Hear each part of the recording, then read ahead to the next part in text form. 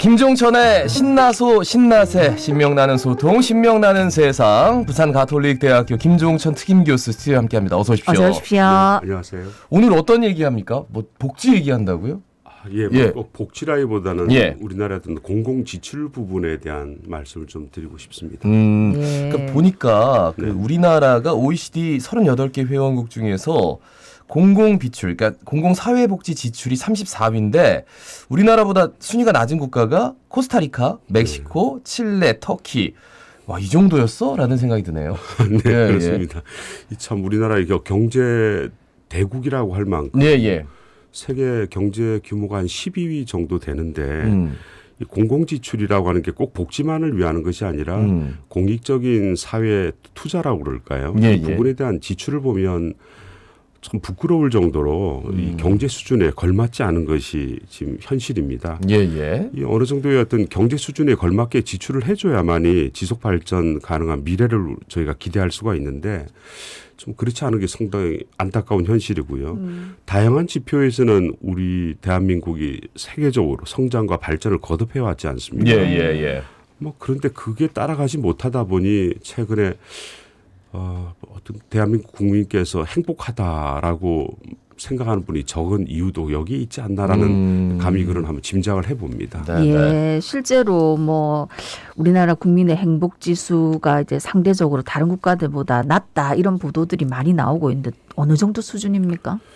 과거에는 저희가 그냥 뭐 경제적으로 살기가 빡빡해서 뭐 그렇다라고 그냥 체념하고 넘어갔었는데 네네. 예. OECD 국가에서 조사한 결과 보면 이 행복 순위 또 그 조금 전에 말씀드렸던 공공지출 34회 버금갈 만큼 35위 수준입니다. 35위. 더 예. 떨어져 있네요. 네. 그죠? 그렇습니다. 뭐 OECD 국가에서만 그런가라고 생각할 텐데 오히려 유엔에서 발표한 그 세계 행복 보고서라는 것이 최근에 발표됐습니다. 네. 예. 올해 발표됐는데 국민 스스로가 생각하는 자기가 행복한 것을 10점 만점에 한 점수를 한 매겨봐라 해봤더니 우리나라가 6점 정도밖에 되지 않아서 아이고. 조사 대상국 137개국 중에 57위 정도밖에 되지 않았습니다. 이게 단순하게 그래서 OECD만의 그 회원 국가 차원에서만 문제가 아니라 우리나라 국민의 어떤 그 행복 만족도라고 삶의 질의 수준이 상당히 좀 심각하게 있다라고 판단할 수 있을 것 같습니다. 예. 우리나라가 12 경제 대국에 걸맞게 좀 모든 면에서 좀 갖췄으면 좋겠는데 경제 대국 10위라는 말이 좀 무색하네요. 그 뭐 여러 가지 사정이 있겠지만 사실 삶이 좀 빡빡하다. 그리고 경제 사정 때문에 주거 뭐 집 장만하는 것도 어렵다. 그래서 결혼 못 한다. 아이 낳을 수 없다. 이런 얘기는 정말 수도 없이 듣는 것 같아요.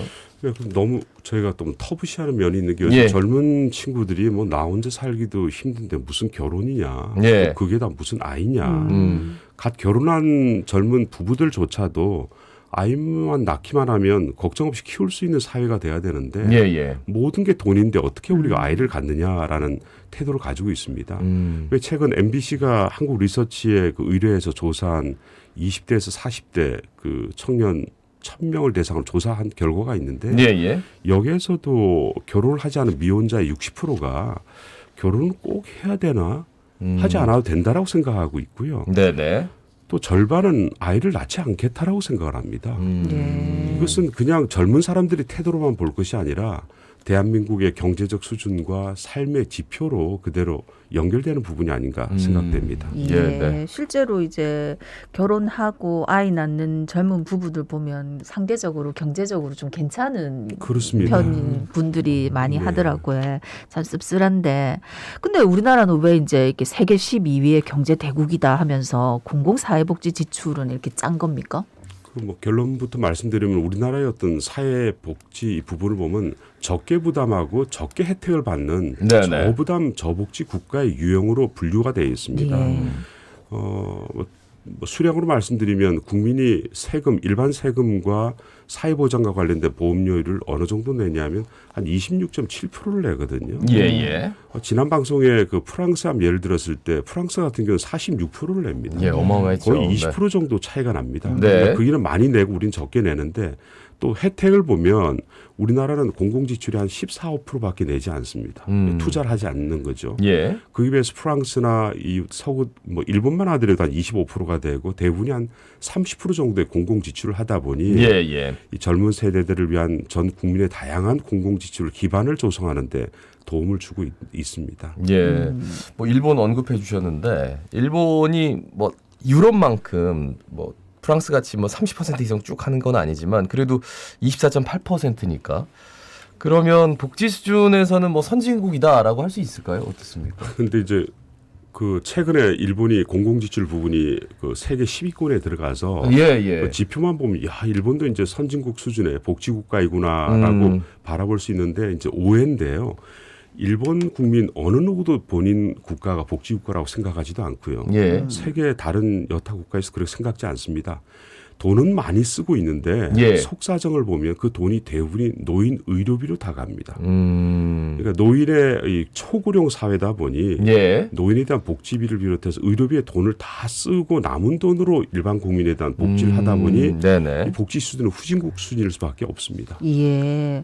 이렇게 노인 인구의 일본 같은 경우 네네. 치우치게 된 원인 어디에 있을까요? 전 오늘 이 부분을 꼭 강조하고 싶어서 그러니까 네. 여기 이것을 좀 맞습니다. 예, 반면 교사해라. 맞습니다. 알겠습니다. 예, 타이밍을 놓쳐서 그렇습니다. 타이밍을 놓쳤다. 예, 1970년대, 80년대 일본의 경제력이 미국을 능가했습니다. 네네. 그랬죠. 경제적으로 잘 나갈 때 그게 걸맞는 미래를 준비하는 공공지출 투자를 했었어야 되는데 일본이 소홀히 했었습니다. 예. 그러다 보니 기존에 있는 분들은 건강이 좋아지고 잘 먹고 잘 사니까 오래 살고요. 네. 공공지출을 하지 않다 보니 젊은 세대들이 살긴 더 빡빡해지고 출산이 소홀해졌던 것입니다. 네네. 그만큼 이 공공지출을 시기에 맞게끔 경제 수준에 맞게끔 하지 않으면 미래가 없고 미래 세대가 나타날 수가 없습니다. 그러니까 이것을 우리가 보면 우리나라가 현재 세계 유일한 출산율 0점대 국가 아닙니까? 네네. 일본의 현실은 곧 닥쳐올 우리 대한민국의 현실이 될까 정말 두렵습니다. 예. 그러니까 지금 여력이 있을 때 공공지출 복지 뭐 늘리면서 네네. 젊은 세대들에게 뭔가를 자꾸 가정도 만들고 이런 것들을 유도할 수 있는 부분으로 가야 되는데 네.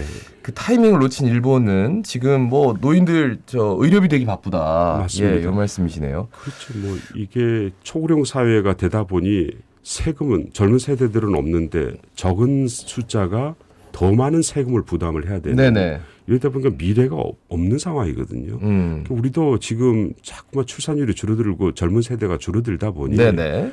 이렇게 가다간 젊은 세대 부담만 늘어날 수가 있으니 빨리 그래도 지금 대한민국의 경제 수준이 많이 향상되었으니까 예. 여기에 걸맞게 젊은 세대들을 위한 공공지출을 늘리지 않으면 일본 꼴 난다라고 말씀드리고 싶습니다. 예. 아, 그러니까 우리가 생각할 때 아니 뭐 젊은 사람들한테 저렇게까지 해줄 필요 있나라고 얘기하는데 그게 오히려 이 골든 타임을 놓치지 않기 위한 보관일 수 있는데 네.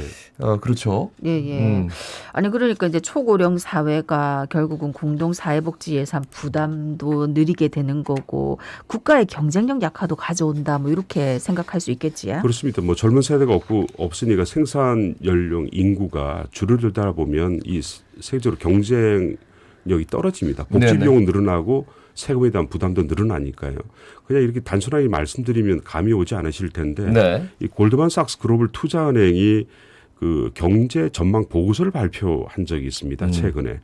근데 현재 우리나라의 저출산 1위고 초고령 속도가 1인 대한민국 경제가 이대로 가다가는 2050년 되면 15위권 밖으로 밀려나고요. 네. 2060년부터는 아예 마이너스 성장한 유일한 국가로 지목하고 있습니다. 아. 그만큼 이 저출산 문제가 심각한 상황에 와 있습니다. 그러니까 이대로 인구 변화를 그대로 유지한다면은 뭐 국가의 미래가 있을까?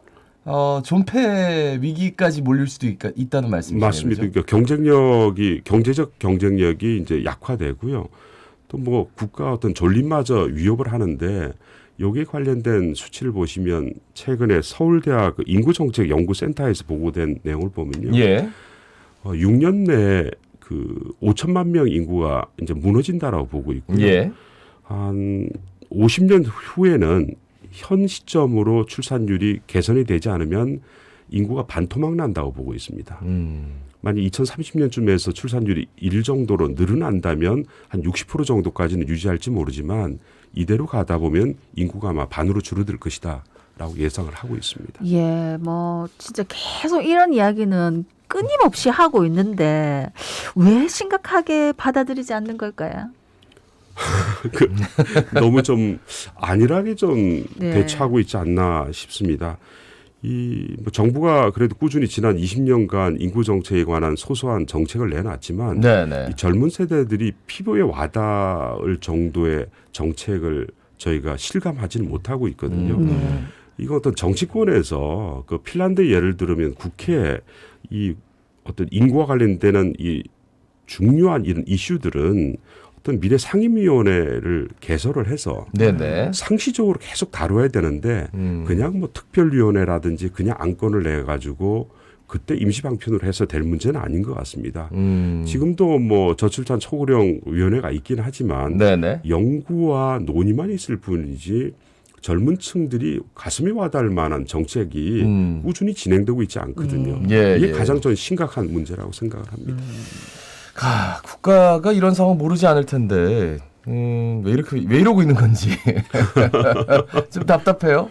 아이고 정치적으로 어떤 이슈를 저는 제 가장 우선적으로 해야 될 부분이 첫 번째 이슈로. 예, 그 국가 존립의 문제니까 인구 정책에 대해서 좀 우선순위를 영순위로 해야 되지 않나 생각됩니다. 예, 예. 그러면 그 선제적으로 대처하려면 어떻게 해야 됩니까? 공공지출을 어디로 늘려야 되는 거예요? 그 공공 지출을 하면 뭐 복지라고 해서 넓게 뭐 다양한 분야를 말씀을 하시는데 지금 저는 공공 지출에 포커스를 맞춰야 되는 것은 젊은 세대들의 출산을 예. 가족에만 그 책임을 떠넘기고 여성에게만 떠넘길 것이 아니라 예. 아이를 낳으면 키우고 성장하는데 부담이 없도록 하는 환경을 만들어야 된다고 생각합니다. 이틀 전이죠. 지방조사연구원에서 발표한 결과를 보면요. 지난 13년간 출산 장려금을 한 100만 원을 줘봤더니 예. 출산율이 0.03이 늘어나더랍니다. 근데 그거보다 더 효과적인 것은 아이들을 키울 수 있는 환경, 보육 환경 인프라를 보강을 했더니 오히려 3배가 높은 0.093이 더 늘어나더라는 겁니다. 네네. 그래서 일부 지방자치단체에서 출산하면 250만 원 정도까지 현금 지불을 하고 있지만 네네. 그것도 좋지만 아이를 낳기만 하면 보육과 학비의 문제가 부담이 되지 않도록 해주는 이러한 정책이 우선돼야만이 복지라는 차원에서 접근해서는 절대로 저출산 문제를 해결할 수가 없다고 생각합니다. 네. 이런 환경이 이거 얼마 전에 왜 그 미혼모가 아이를 그 분유가를 벌기 위해서 그 성매매를 하고 예. 결국 방치를 했다가 사망에 이르는 결과를 보면서 많은 국민들은 어떻게 생각하시는지 모르겠습니다만 이건 저는 사회적 책임이라고 생각합니다. 네네. 아이를 자꾸만 낳으라고 할 것이 아니라 낳은 아이를 잘 키울 수 있는 환경을 만들어주지 않으면 예. 저출산 문제는 해결될 수 없다라고 생각합니다. 예, 그러니까 사실 그동안 저출산 문제 극복하려고 나라에서 돈을 안 쓴 것도 아니고 어마어마하게 돈이 들어갔는데 그게 과연 적재적소에 쓰였는지 네. 그냥 뭐 요식 행위만 뭐 하는 건 아닌지 네. 그럼 뭐 캠페인 맨날 이런 거 하는데 돈 너무 많이 쓰고 그게 맞습니다. 아니라 실질적인 도움이 돼야 되는데 근데 아이를 늘 저희도 드리는 말씀이지만 낳아라 해갖고 낳고 나면은 나 몰라라 하는 맞습니다. 것처럼 예. 병원도 못 가고 병원도 점점 줄어들고 있고 어디 보육시설도 있는 데는 많은데 또 없는 데는 너무 부족하고 이게 지금 맞습니다. 너무 현실적으로 좀 그런 부분도 예. 보완이 돼야 될 것 같습니다. 네. 네. 강원도 화천의 예를 보니까 네. 예. 아이의 어떤 학비뿐만 아니라 대학교 갈 때까지 대학 그 학비를 지원해주고 다? 있습니다. 예. 예. 고등학교 가면 교복을 제공해주고 있고 예. 네. 또 어렸을 때 조금 좀 말씀드린 보육센터뿐만 아니라 네. 뭐 영어 그 교실을 만들어서 이런 어려움이 없게 하는 그런 좋은 예가 될 수 있을 것 같습니다. 저는 그 구해줘 홈즈인가 그 프로그램에서 네. 한 여성 개그맨이 본인이 이제 아이 셋을 출산해서 청약에 당첨됐다. 그래서 아주 좋은 아파트를 얻었다 했는데 그때 잘못했다고 라고 딱 누가 얘기를 해가지고 순간 긴장했는데 왜 청약을 하냐고 그냥 줘야지. 그렇죠. 이 얘기를 듣고 순간 진짜 예능이지만 예.